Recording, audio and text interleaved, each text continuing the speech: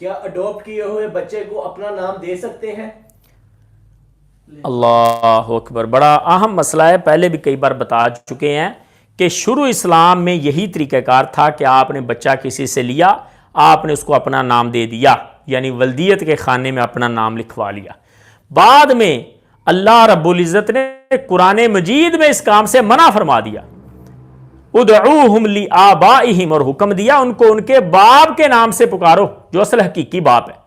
نبی علیہ السلام نے بھی ایک غلام کو اپنا بچہ بنایا تھا، حضرت زید کو،